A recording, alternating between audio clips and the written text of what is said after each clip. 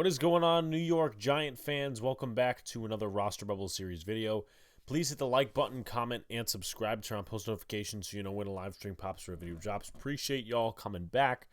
Also, share this out. Training camp is a few weeks away, but it's also still the NFL offseason dead time. So sharing this out, getting the video series video and the channel out to anyone you can is greatly appreciated as we continue to grow this channel. So another Roster Bubble profile. How I do these videos is usually about 5 to 10 minutes long. I go into the player who is on the cusp of being cut. I go into their background, their competition, how they could win a roster spot, how they could lose a roster spot. So, today's profile is Makai Polk. He is 21 years old. Last year, he was an undrafted free agent out of California and Mississippi State and signed with the Ravens out once the draft was over, so about May of 2022. And then he got waived, signed to the practice squad of the Ravens, waived the next day, or waived a few days after, I should say, was signed by the Giants, signed onto the Giants practice squad on September the 28th, and then signed a reserve futures contract with the team on January 22nd. So, obviously, many may not know who Makai Polk is, what his traits are, stuff like that. So I kind of got that stuff for you guys as we go into it, because once again, coming into this video, I didn't even know myself much about Makai Polk. By the way, just some frame stuff. He's 6'3", 197. So 3 years in college, 2 at California. The first year at California, 19 receptions, 295 yards, and 2 touchdowns in 8 games. In the COVID season at California, 183 yards on 17 receptions, 4 games, 1 touchdown. Then he transfers to Mike Leach's Mississippi State for 2021. 13 games, 105 receptions, 1,046 yards, 9 touchdowns. So, obviously, he got a lot more attention at Mississippi State in his final year than California in the 2 years overall. And at least by this, and I hope Sports Reference is correct, he came out as a sophomore, so he didn't even have to come out of college. He could have waited 2 more years. Maybe it would have bettered his value. I don't know. But he's still a young kid. He's still 21 years old. Some strengths and weaknesses coming out of college. He can play in the slot or outside. He's got very strong hands. He's a good possession receiver and has some yards after the catch ability. I remember watching some of the film on Polk, and he was used in a lot of screens, and usually that was his breakaway moment for touchdowns. And getting into the negatives here, lack of separation and deep ball speed. I mean, deep ball speed, not going to necessarily worry about for the Giants because that's, it's not the 50-50 ball. But the Giants do want to go more vertical this season, at least we hope, with different guys they have on the roster now, and also the same guys they're keeping over from last year, like Hodgins and Slayton. Middle of the field drops. That happens to be a big one. His frame is to put it to you that way. Obviously 6'3", 197. But if you can't catch the middle of the field, that means you might get smudged. Especially when you're at the NFL level, facing against guys like Micah Parsons and some of the bigger hitting safeties. I mean, the NFC East is really full of those type of guys. So you can already tell that Polk is kind of not a fit for the Giants, and maybe the NFL as a starter in general. I think we already knew that coming in. Lack of a route tree. His 2 specialties are comebacks and posts. I don't think the Giants do a shit ton of comebacks anymore. I know they did it under Jason Garrett, but that's not the case anymore. And posts, I would guess that's probably going to be indoctrinated this year, especially with Jalen High and some of the other guys. But with the Ravens last year, he had 8 receptions, 72 yards, 11 targets. That's a 72% catch rate. That was, of course, in the preseason. So let's go to the competition.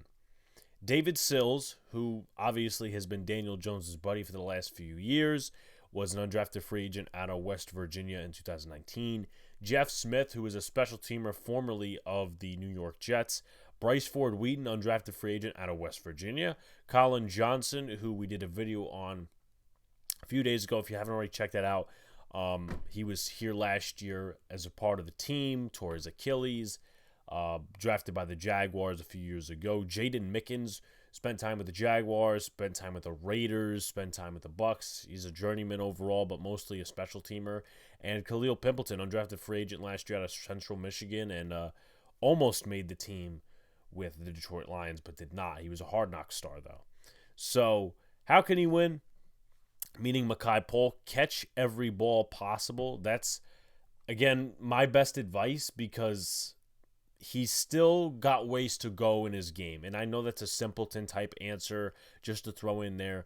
It's not trying to be simpletonish, but catch every ball possible and make defenders miss, show something on special teams.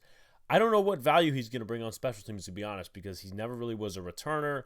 I don't know what his value is in terms of a gunner, because Jeff Smith can do that. Bryce Ford Wheaton and Khalil Pimpleton, they could play special teams too. Pimpleton more of a returner too. So it's going to be interesting to see how Polk gets on the roster, but catch every ball possible. Obviously, he had a good catch rate last year. Make defenders miss. His downfield speed isn't the greatest, but if he can make some defenders miss, yards of the catchability, I mean, the Giants could use a little bit of that, whether it's on the practice squad or it's on the regular season roster. And also, I'm going to say this overall, like I've, pretty much put it out there for every single video we've done for the Roster Bubble series. You're not just competing for a spot on this roster. You're competing for a spot on other rosters too, because if you get released, maybe another team liked what you did in the preseason. They say, hey, listen, this guy was good enough for us to pick him up. Let's pick him up, put him on the practice squad, or let's put him on the regular season roster. So that's just something to note with all these different guys that we're doing. Gerard Davis or Colin Johnson, any of the guys we've done so far. It's not just the Giants scouting them, it's other teams as well. But how can he win? Catch every ball possible, make defenders miss, show something on special teams. How can he lose? Drops, fumbles. Obviously, the only problem he's had with drops is over the middle of the field, and that's a part of his game where he needs to grow, especially at the NFL level. I mean, 197, and you got guys like Micah Parsons and some of these other hard-hitting safeties coming at you. It's not really a good fit to, be dropping passes over the middle, and, that could cause injury too, which obviously we wouldn't want to happen to anyone, but it's a part of the game of football.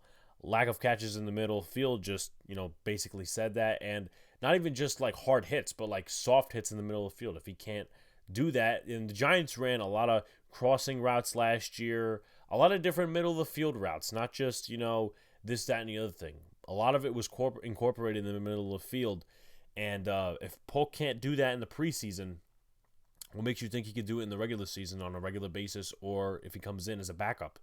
And no presence on special teams. A lot of receivers and a lot of players overall, how they get in last minute is special teams. Like, there's many players across the NFL who are kept because of special teams. Matt Slater, who's been with the Patriots for the past, I want to say, 2007, I think he was drafted, and this is 2023, so 16 years almost. At least I think that's when he was drafted. A couple other guys the Giants have kept before. I know they kept C.J. Board because of special teams a few years ago. There's a lot of other guys that you could, think up. But Makai Polk, no presence on special teams is definitely going to hurt. But right now, he doesn't have a presence on special teams. And also, this as well, the Giants may not invest. First of all, they haven't invested much in him, so that's number one. Number two, they may not want to work too much on his route tree because they want to get these other guys ready for camp and whatnot. And obviously, they invested more in Jalen Hyatt, who, the complaint about him is his lack of a route tree because he went to Tennessee.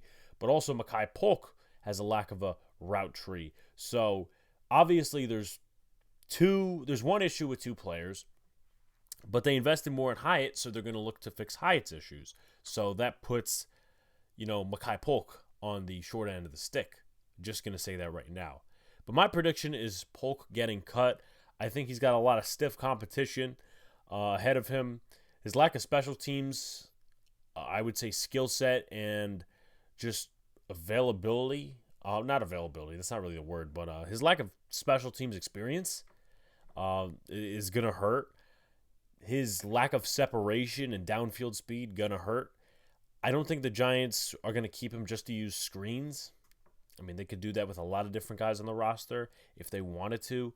So my prediction is him getting cut. I don't know if he'll stay around. Obviously, the Giants liked him enough to stay around the entire year on the practice squad last year. But we'll see what happens. Like, comment, and subscribe. Turn on post notifications so you know when live stream pops for your drops. Appreciate you all coming back. Peace out, guys. See you later. Stay cool.